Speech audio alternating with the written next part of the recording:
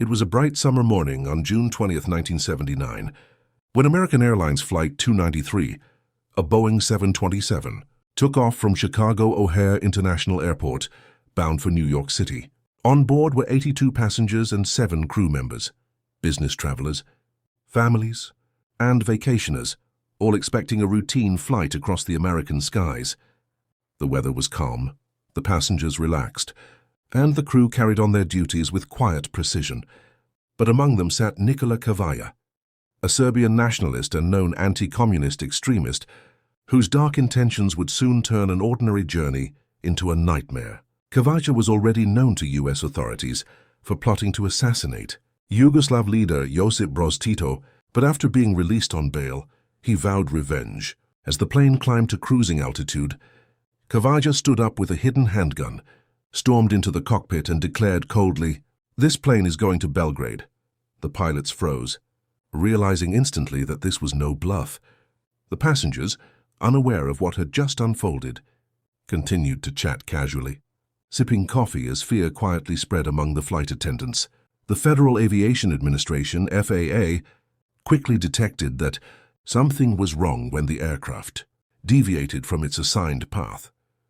Within minutes, FBI negotiators and NORAD fighter jets were alerted.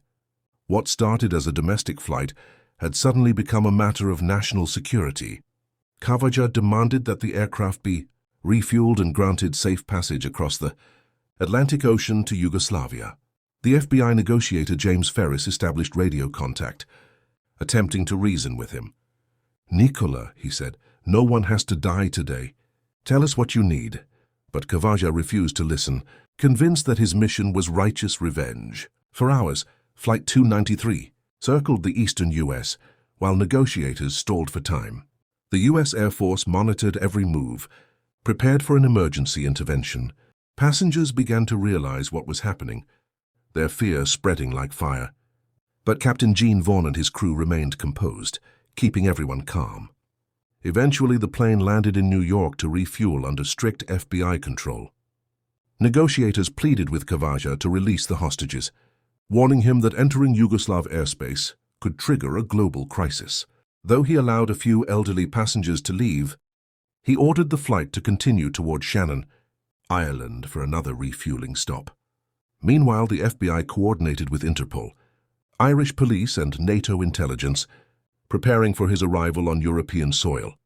As the hijacked Boeing 727 approached Ireland's coast, fatigue began to wear down the hijacker. He had been awake for nearly 20 hours, running on pure adrenaline and anger. On the ground, Irish Special Forces and Garda police had taken position, surrounded by American agents posing as ground staff. When the plane landed at Shannon Airport, the tension was unbearable. One wrong move could turn the situation into tragedy. For several more hours, negotiators worked tirelessly, using calm reasoning and psychological tactics. They reminded Kavaja that his mission was doomed, that even if he reached Belgrade, the plane would be shot down by Yugoslav defenses.